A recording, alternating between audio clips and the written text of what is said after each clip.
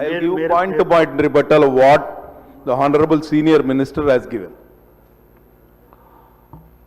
చాలా చెప్తున్నారు, రకరకాలుగా చెప్తున్నారు. జిఎస్టీ బిల్లు అమెండ్మెంట్ మీద చర్చ సందర్భంగా అవకాశం ఇచ్చిన ప్యానెల్ స్పీకర్ గారికి ధన్యవాదాలు అధ్యక్ష. ఇవాళ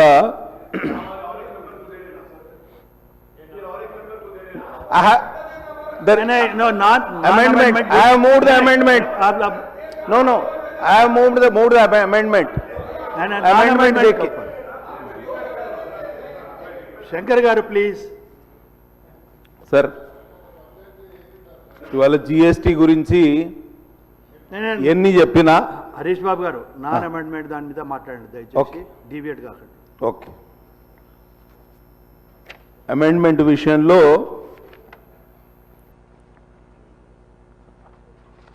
ప్రధానంగా జిఎస్టీ అమల్లో రాష్ట్రంలో కొన్ని ఇబ్బందులు ఉన్నమాట వాస్తవం. మంత్రి గారి దృష్టికి ఇక్కడ అధికారులు కూడా ఉన్నారు కాబట్టి నేను చెప్పేది ఒకటే, ఈ ఇన్వాయిస్ రేజ్ చేసేటప్పుడు 50,000 వరకు 50,000 పైన ఉన్న వాటికి మనం కంపల్సరీ తప్పనిసరిగా ఈ ఇన్వాయిసే రేజ్ చేయాలి.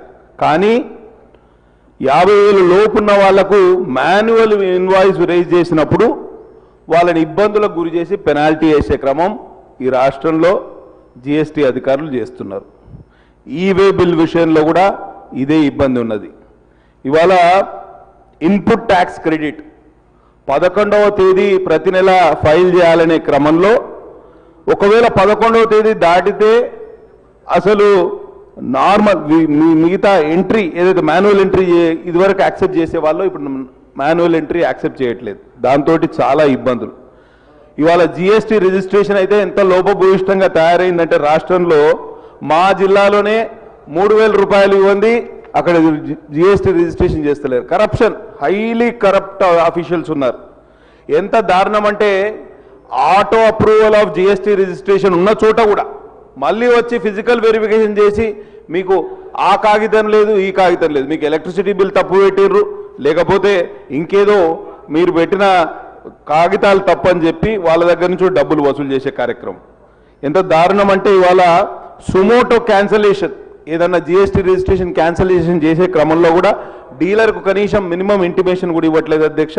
వాళ్ళు ఇష్టానుసారం క్యాన్సిల్ చేస్తున్నారు, మళ్ళా రీఇన్స్టేట్ చేయడానికి మళ్ళీ డబ్బులు అడుగుతున్నారు. కాబట్టి ఇప్పుడు 45 నిమిషాల్లో మనకు రిజిస్ట్రేషన్ సర్టిఫికేట్ అప్రూవ్ అయ్యే అవకాశం ఉంది. కానీ ఆటో అప్రూవల్ అయిన వాళ్ళని కూడా మళ్ళీ ఇబ్బందులకు గురి చేస్తున్నారు. ఇవన్నీ రెక్టిఫై చేయవలసిందిగా నేను ప్రభుత్వాన్ని కోరుతున్నా. అట్లనే ఇన్పుట్ ట్యాక్స్ క్రెడిట్ విషయంలో కూడా ఇవాళ ఇన్పుట్ ట్యాక్స్ క్రెడిట్ విషయంలో కూడా ఇబ్బందులు ఉన్నాయి. అట్లనే ఇవాళ జిఎస్టీ 2.0 2.0 అనుకుందాం. దీని విషయంలో అసలు మొన్న దసరా దీపావళికి మన ట్యాక్స్ కలెక్షన్ ఎందుకు పెరిగింది అనేది ఒకసారి ఆలోచన చేద్దాం. Now GST is a simplified structure, 2 slab structure. GST reforms have cut taxes on household items to 5% or nil, boosting affordability. Life-saving drugs, medicines are reduced from 12 to nil to 5%, making healthcare affordable. Two-wheelers, small cars, TVs, ACs and cement have cut from 28% to 18%, bringing relief to middle class. Farm machinery, irrigation equipment cut from 12 to 5% have reduced farming costs. Tobacco, pan masala, aerated drinks, luxury goods మీద tax 40%, sin goods అంటారు వీటిని. అంటే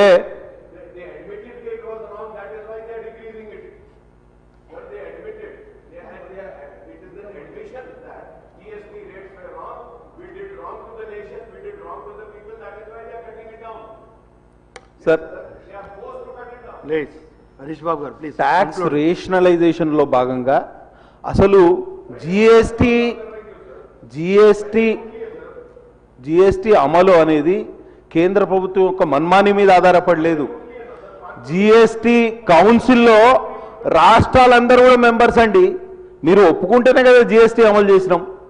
మీరు ఈ పలానా తేదీ వరకు మాకు కాంపెన్సేషన్ కావాలంటే ఆ రోజు వరకు కాంపెన్సేషన్ ఇచ్చినాం. అన్ని ప్రతి బిల్లు ఒప్పుకున్నది. మొన్న కూడా ఇది మనకు వచ్చిన చట్టం కూడా జిఎస్టీ కౌన్సిల్లో ఏవైతే సూచనలు చేసిందో జిఎస్టీకి దానికి అనుబంధంగానే ఇవాళ మనం రాష్ట్రంలో జిఎస్టీ అమెండ్మెంట్ బిల్ తెచ్చుకుంటున్నాం. అసలు ఏం మాట్లాడుతున్నారు అనే దానికి అర్థమే లేదు. ఇవాళ నేను ఒక్కటి చెప్తున్నా, this reform is not just about tax rationalization but making everyday life more affordable, boosting consumption and accelerating India's journey towards becoming a developed nation by 2047. సశక్త భారత్ వైపు, సమృద్ధ భారత్ వైపు, ఆత్మనిర్భర్ భారత్ వైపు ఇవాళ భారతదేశం పయనించే క్రమంలో వన్ నేషన్ వన్ ట్యాక్స్ అనేది చాలా ఇంపార్టెంట్, చాలా అవసరం, చాలా ప్రాముఖ్యతతో కూడింది.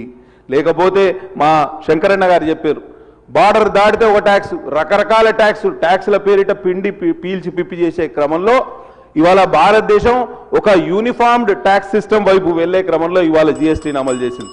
ఇవాళ కంక్లూడ్ చేస్తా ఇవాళ గబ్బర్ సింగ్ ట్యాక్స్ అన్న వాళ్ళు ఇవాళ దాన్ని ఒప్పుకునే లేదు సార్. గబ్బర్ సింగ్ ట్యాక్స్ అంటే మా మీద చాలా ఆరోపణలు చేశారు. ఒక్క 2 నిమిషాలు నాకు అవకాశం ఇవ్వండి. ఆరోపణలు వారు ఎట్లాగో డిఫెండ్ చేయనియరు, నాకైతే అవకాశం ఇవ్వండి ప్లీజ్. మినిస్టర్ గారు జవాబు చెప్తారు కానీ మీరే డిఫెండ్ చేసుకుంటే కూర్చుంటారు. ఇవాళ గబ్బర్ సింగ్ ట్యాక్స్ అని తూలునాడిన వాళ్ళు మినిస్టర్ గారు దాన్ని వెనక్కి తీసుకున్నారు. ఇవాళ రెవెన్యూ డెఫిసిట్ గురించి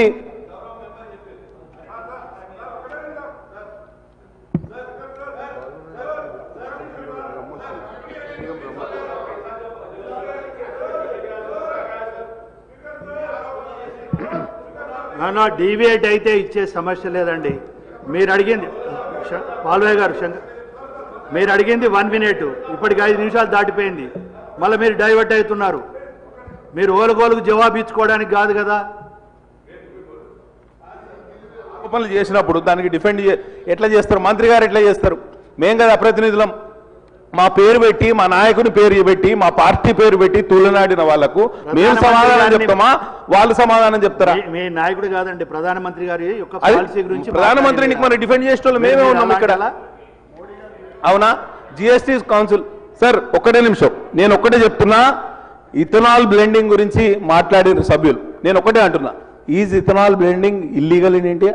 ఇట్స్ లీగల్. మినిస్టర్ గారు ప్లీజ్, నేను ఒక్కటే చెప్తున్నా, ఇథనాల్ బ్లెండింగ్ వలన మనకు ఫారెక్స్ మళ్ళీ డైవర్ట్ అయిపోతుంది డిస్కషన్. అధ్యక్ష, ఈ రోజున జిఎస్టీ అమెండ్మెంట్ బిల్ గురించి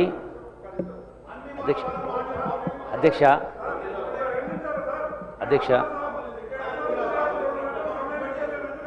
ఒక్క నిమిషం హరిబాబు గారు, హరీష్ బాబు ఒక్క నిమిషం వినండి. శంకర్ గారు, మీరు ఒక్క నిమిషం అడిగారు, నేను 5 నిమిషాలు ఇచ్చాను. మీరు కంక్లూడ్ చేయండి, మీరు వెళ్ళండి, మీరు ముందుకు రావద్దు. మీరు కంక్లూడ్ చేయకండి. హరీష్ బాబు, మీరు కంక్లూడ్ చేస్తారా లేదా? మీరు పూర్తి చేస్తారా లేదా? వెళ్ళండి, మీరు మళ్ళీ డైవర్ట్ కాకండి. మీరు నాన్ అఫీషియల్ అమెండ్మెంట్ గురించి మాట్లాడతామన్నారు, దానికి కన్సెంట్ కాండి ప్లీజ్.